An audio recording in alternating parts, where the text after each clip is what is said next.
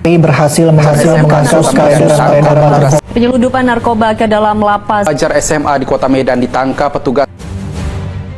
Penyeludupan narkoba ke dalam lapas. Polri mengungkap transnasional Begitu kedapatan Tugas pelajar kelas 2 sekolah menengah. Assalamualaikum warahmatullahi wabarakatuh.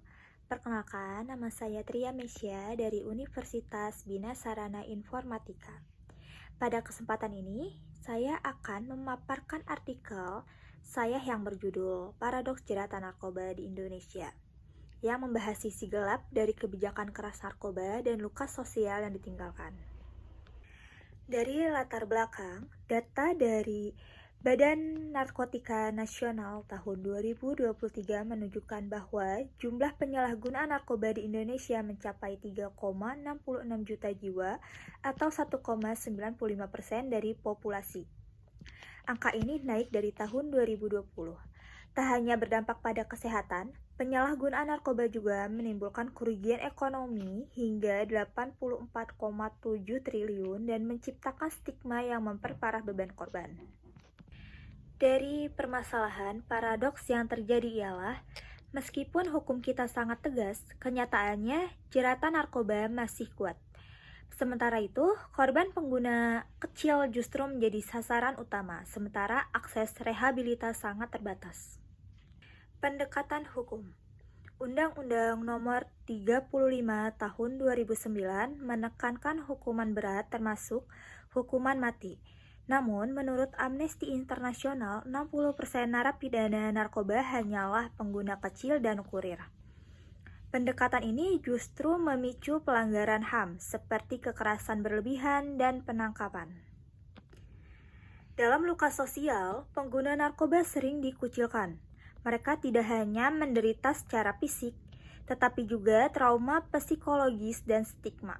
Keluarga pun berdampak, mengalami tekanan sosial, dan akhirnya menarik diri dari lingkungan. Rehabilitasi. Padahal solusi kunci adalah rehabilitasi. Sayangnya hanya 18% pengguna yang bisa mengaksesnya.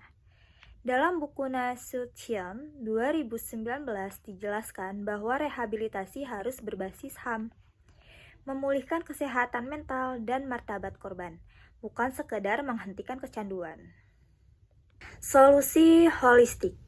Indonesia butuh pendekatan holistik, artinya kita tidak hanya menegakkan hukum, tapi juga memberi ruang pemulihan.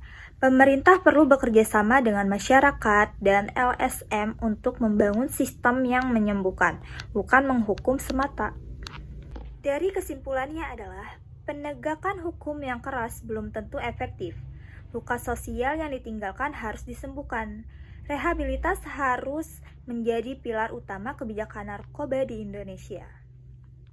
Solusinya adalah kami merekomendasikan agar kebijakan narkotika direvisi, akses rehabilitasi diperluas, dan masyarakat dididik untuk menghapus stigma. Keluarga korban pun perlu pendampingan agar mereka bisa bangkit dan menjadi bagian dari solusi. Kesimpulan dari presentasi saya adalah paradoks jeratan narkoba di Indonesia menunjukkan bahwa penyelesaian tidak cukup hanya dengan hukuman. Di balik angka dan kebijakan, ada manusia yang terluka, ada keluarga yang terasing, dan ada generasi yang nyaris hilang. Maka diperlukan perubahan paradigma dari hukuman dan pemulihan. Dari stigma ke pelukan, dari gelap ke harapan, mari bersama wujudkan pendekatan yang tidak hanya tegas tapi juga manusiawi. Demikian presentasi saya, semoga dapat membuka perspektif kita semua tentang bagaimana seharusnya negara menangani persoalan narkoba. Dengan tangan tegas tapi juga dengan hati yang menyembuhkan. Terima kasih. Wassalamualaikum warahmatullahi wabarakatuh.